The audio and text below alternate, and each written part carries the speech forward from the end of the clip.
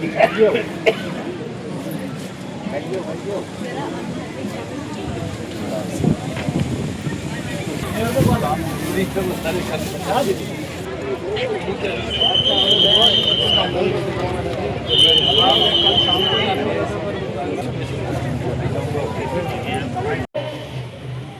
याद करती हूँ कि जब कोई व्यक्ति शहीद होता है तो केवल एक व्यक्ति शहीद नहीं होता, उस परिवार की मिट्टी शहीद होती है, उस परिवार के माँ की ममता शहीद होती है, वहां के बच्चों का बचपन शहीद होता है।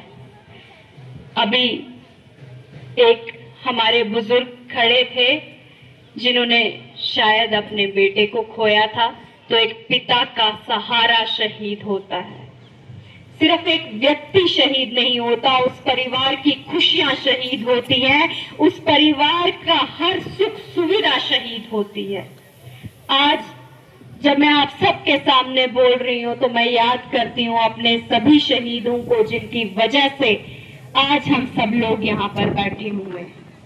आज जब मैं बात करती हूँ तो आप सब लोगों ने आतंकवाद का वो तंज झेला है, आप सब लोगों ने आतंकवाद के विरुद्ध वो लड़ाई लड़ी है, आप सब लोगों ने आतंकवादियों को किश्तवाड़ की मातृभूमि से मिटाने में एक संघर्ष किया है और वो संघर्ष आप सब लोगों ने एकजुट होकर किया है। हम सबको ध्यान में है कि जम्मू कश्मीर का क्षेत्र आतंकवाद का केंद्र रहा और जब कश्मीर घाटी से उन लोगों का मन नहीं भरा, वहां से राष्ट्रवादी समाज का पलायन हुआ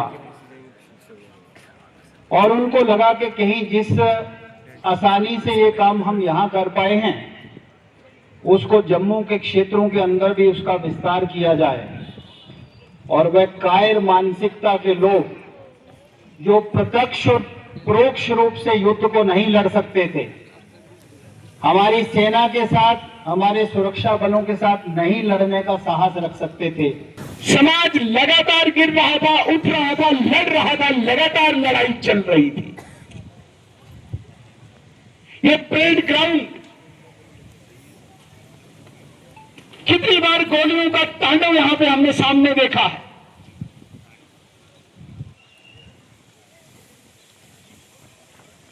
मैं एक छोटी सी अगर एग्जांपल दूं, 2000 में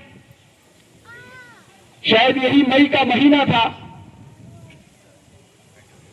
हमारे यहां एक कार्यक्रम होने वाला था, हम उसकी तैयारी में जुटे थे। स्वर्गीय दया कृष्ण कोतवाल जी, जिनको शेरे बेड़ा के नाम से भी जाना जाता था, वो यहां पे आए हुए थे। हमारे डॉक्टर निर्मल सिंह जी यहां पे आए हुए थे और भी कुछ लोग यहां पे आए हुए थे। तो शाम के वक्त अचानक यहां पे शहर में खबर आती है कि चेरजी में 4-5 लोगों की हत्या कर दी गई है। उन जो डेड बॉडीज को यहां पे लाया गया पोस्टमार्टम के लिए, चार चिनार के पास हम सब खड़े थे। अचानक पुलिस ने घेरा डाला, जो भीड़ वहां पे खड़ी थी, भीड़ पे गोलियां चलाई। आप अंदाजा कीजिए किस दौर का सामना हम कर रहे थे। हमारा समाज सिक्योरिटी मांगने के लिए यहां से इसी सरकूट मंदिर से जब हम ऊपर की तरफ जा रहे थे, विद्या मंदिर और शीप हस्बेंड्री के पास में पुलिस आके हम पे गोलियां चलाने शुरू कर दी। मेरी माताओं, मेरी बहनों, मेरे नौजवान दोस्तों, क्या क्या हम सुनाए, क्या क्या हमने देखा। मुझे याद है भोजवा में, पतनाजी में हमारे कुछ लोगों की हत्या हुई थी। आप अंदाजा कीजिए, आतंकियों को पता था ये शमशान घाट में इनका संस्कार करने जाएंगे, वहां पहले ही आईडी उन्होंने प्लांट कर रखी थी। मैं उस घटना का चश्मदीद हूं। अगले दिन जब हम उनको संस्कार के लिए ले गए, अभी चिता ही उन नौजवानों के लिए सजाई थी, तो अचानक वहां पे ब्लास्ट होता है। ये तो हम कल्पना से भी परे ये बातें हैं, मतलब ये तो फिल्मों में हम देख सकते हैं। चिता के नीचे बम रखा हुआ था कि इन लोगों को ये संस्कार करने आएंगे, जो ये जमा होंगे, ब्लास्ट करके इनको यहां से और नुकसान करेंगे। क्या नहीं देखा हमारी इन आंखों ने, लेकिन मुझे गर्व होता है। गर्व इस बात का होता है कि हमारा समाज, इस समाज के नौजवान जिन्होंने अपने माथे पे, अपने सर पे कफन बांधा और इस लड़ाई में कूद पड़े। ये चित्रमाला तो उन लोगों की है जिन्होंने अपना सर्वस्व न्यौछावर किया, लेकिन मैं हर वक्त उन लोगों को भी याद करता हूं जिन्होंने इस लड़ाई को लड़ा।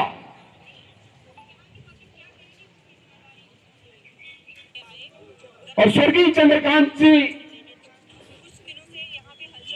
इस सारी लड़ाई के एक, जिसे कहते हैं कि नेतृत्व के रूप में सबसे आगे अग्रसर रहे।